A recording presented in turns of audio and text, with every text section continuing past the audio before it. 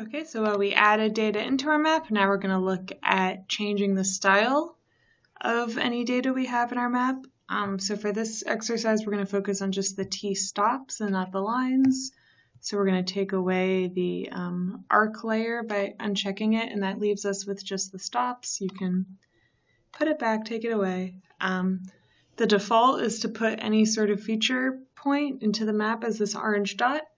That gets confusing if your viewer doesn't know what this orange dot means, or if you're putting in a bunch of different kinds of data, then they all look like orange dots. So we're going to change the style of it. But if you hover over, you'll have this little triangle, square, circle thing to change style. It's going to ask you sort of which attribute or which piece of the data you want to base your style on. So you can base it on the physical location, but we're going to sort of have the style be different for each stop based on which line it's on. So now we have our different drawing styles.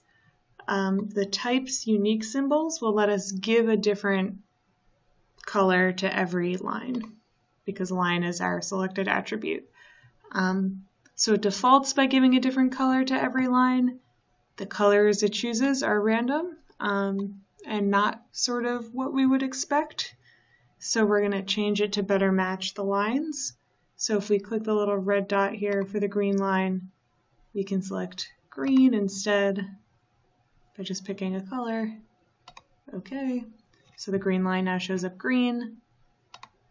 The silver line can show up silver. Can make the red line show up red. The orange line can show up orange. The blue line can show up blue. The rest of the stops are individual stops that have multiple lines stopping at them. If you want, you can go through and select one color, just make this green or blue, whatever you want. I'm gonna leave it for now because it's just a few stops and I'm not too concerned with them. And if we say OK, done, we've sort of changed the style of this layer so we have a map that makes more sense.